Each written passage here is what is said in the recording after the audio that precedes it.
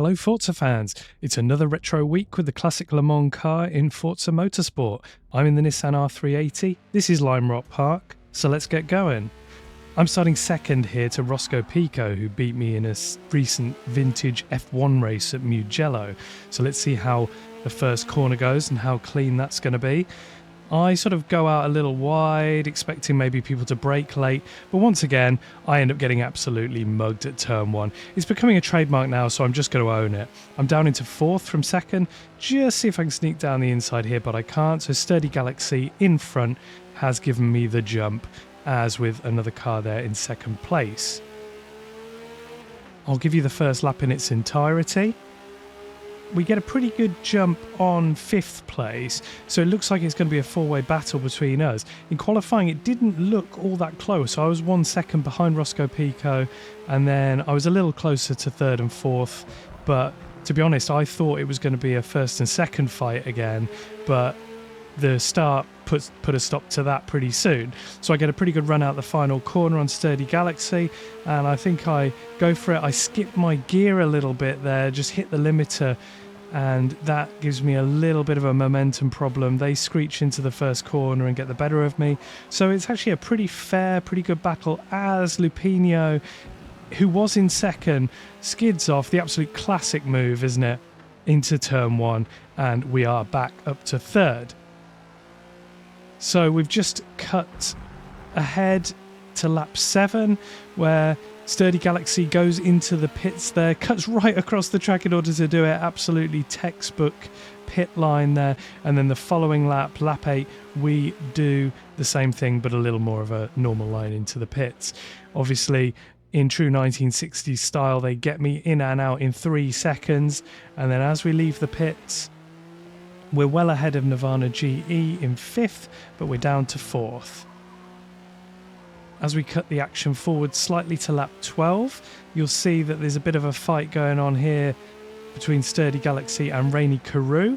Sturdy Galaxy gets past. I think Rainy Karoo is on older tyres because I catch up pretty fast as well, and then just get held up slightly into the final 2 corners. I think I can make my move here. It looks pretty certain, but actually they managed to hang it quite well on the outside. Even though they go deep, they still keep their foot in, look, and just squeeze me to the inside.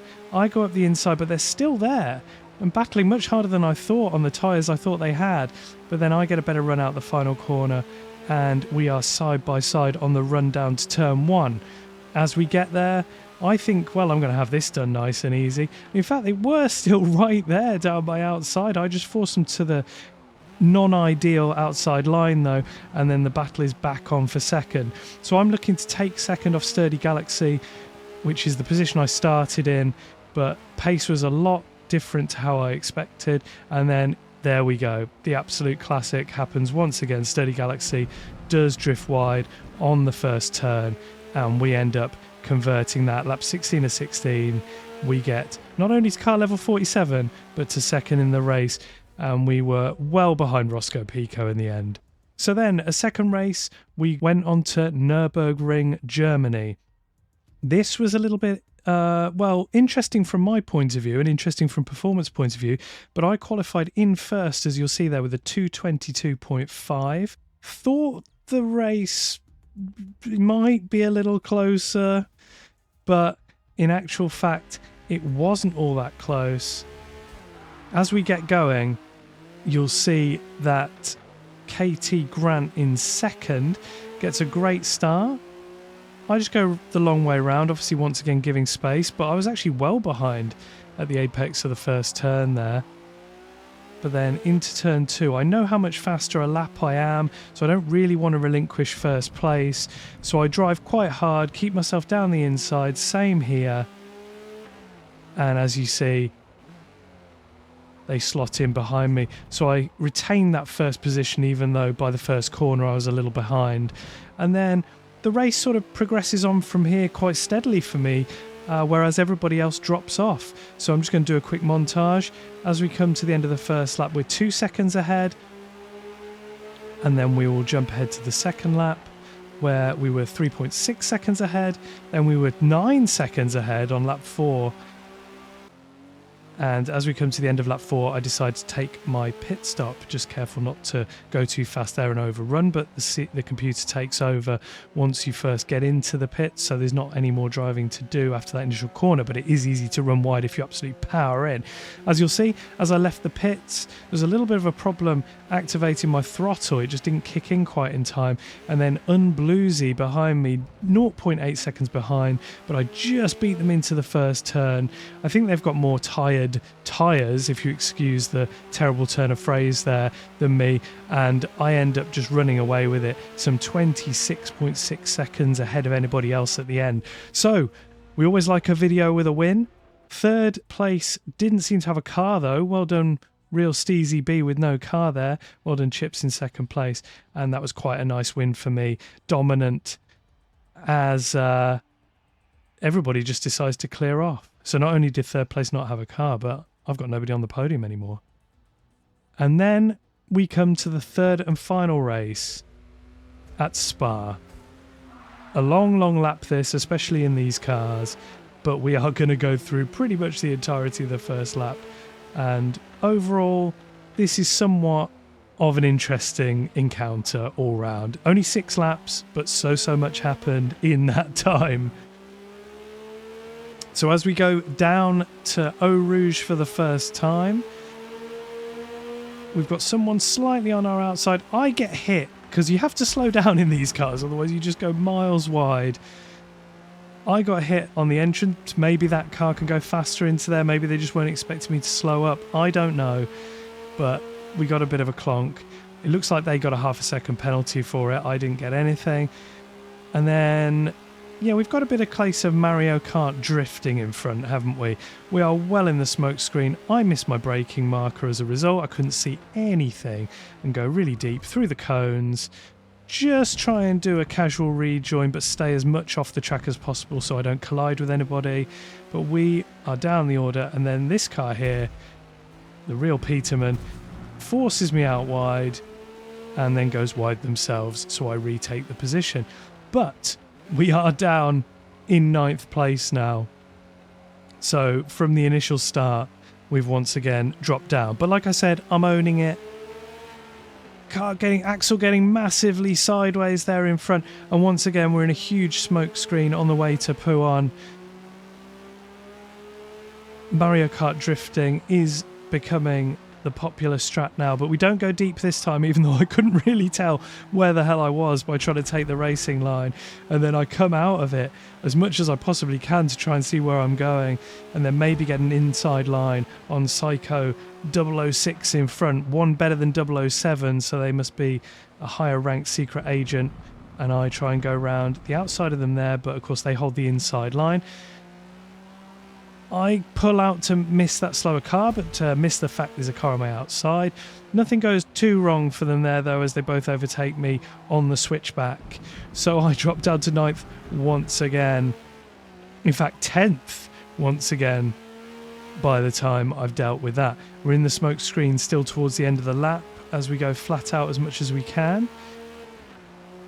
And this is turning out to be an interesting race, because in qualifying I thought I had the pace on anybody pretty much ahead of the position I qualified in. But in the race, look at this. Everybody coming together here, bashing doors. I get a 0.2 second penalty for going off the track, even though I tried to lift before coming back on. And then as we go down into the bus stop to end the first lap, a very eventful first lap. There we go. Turned around there. And I end up jumping up 2 positions to 8th place. I'm going to jump ahead now to Eau Rouge, and as we come through, one Axel is ahead of us. I try and do it right, but I just go off the track, just go off the white line. I thought I'd timed it right and get another 0.6 penalty. You're about to see penalties are pretty much the theme of this race. So now we're back down into 8th. And things are going to get eventful from here also things are going to get fairly interesting from my driving style. I don't go too far off the track there, but just try and get the optimum lines just to stick with everybody. There's a little bit of contact up in front, slows down Axel, and it looks like I can possibly pounce, but they keep the inside line, so I don't. But then they run wide, so I think about it, but can't quite get the traction. These cars are a hell of a lot of fun to drive, and some people are really drifting these around and throwing them around, which makes them a lot of fun. I'm quite a smooth driver, so my instinct is just to keep things straight and steady. Works pretty much, but I think you can probably get a little bit more speed out of these cars by drifting them around. We'll have to see in future when we have more time to prep. I'm just trying to stay away from contacting the back of the car as he gets a worse run out of poo on there, but I just haven't got the line to make it stick as we're catching yet another smoke screen in front. But this is a great battle. I've had a lot of battling already on the first 2 laps, and there is a car off there. That was Ghetto off on the left. So we're up to 7th now. Oh, and Axel runs wide. So yeah, we grab another position. We are up to 6th as we end the lap. Following lap, Psycho's 006 is in front of me, and brakes harder than I was expecting into Eau Rouge. I lose control, get hit from behind. Managed to keep it together though without skidding out of control altogether, but the driver I hit, Psycho, was not so lucky, getting hit again and turned around. I get slammed into from behind once more, but don't get a penalty for it. But I did get a colossal penalty for the first contact that started that entire chain of events. So I'm up to 3 penalties at 3.55 seconds. Double off track at Puhan, and yep, another 1 second violation. So we are up to 4.55 seconds of penalty in 6th position. Will I be able to claw anything back from here as I go deep? Who knows? I am down. They don't turn in on me, luckily. And I'm fighting nicely with Axel once again. But it'd be nice to get a higher position in this race as we're almost at the halfway point. So I'm thinking about taking a pit stop at the end of this lap so my tyres are best for as long as possible in this race. As we come into the pits then, we are all together in a group, a few of us that have been fighting. So as we come out, we are right up the back here of Red Belly Blake, I think it is. As we go down to Eau Rouge Radion, let's see if everybody gets through here cleanly, because there's quite a few cars tightly bunched ahead of us. Oh, one car goes off to the left, just spears off the track, and somebody else taking a bit of a shortcut there too. That was this driver who we get quite cleanly down the inside of. I don't think they'd pitted yet, so we're just sort of working our way back into the top 10. But don't forget, we were sort of hovering around the 6th to 8th kind of positions before the stop. So now that we're all in a huge group here, I squeezed out the inside, do a bit of door banging. I think I was within my rights to have a bit of racing room there, but actually I get penalised for avoidable contact, half a second.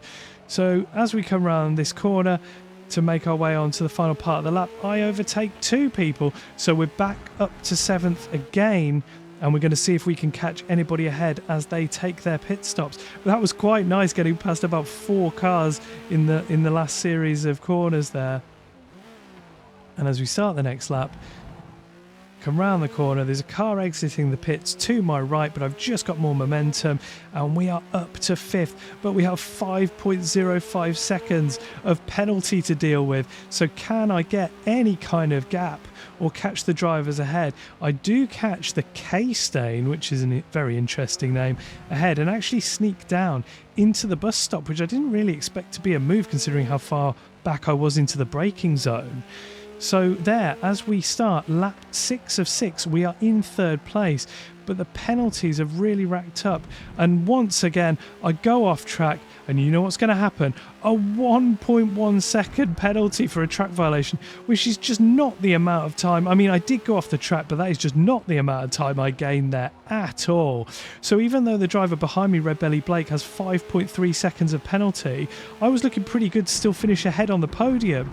But I've now got 6.15, make that 6.65 after going off once again at Pouan. So at the end of the race, I finished actually in third. It says fourth here, but there was some weird bug that dropped me down. I didn't lose any positions on track, so just assume I finished in third. But as you'll see now from the results, I've been dropped down 2 positions from my starting position. I started in fourth, finished in sixth because of those colossal amount of penalties. If you actually look down the list here, I got 7. And yeah, that's more than anybody else. So I was basically the dirtiest driver on the track. So, you know, there's a first time for everything. If you enjoyed this, subscribe for more Forza videos and live streams in the future. Thank you so much for watching, and I will see you very soon. Goodbye.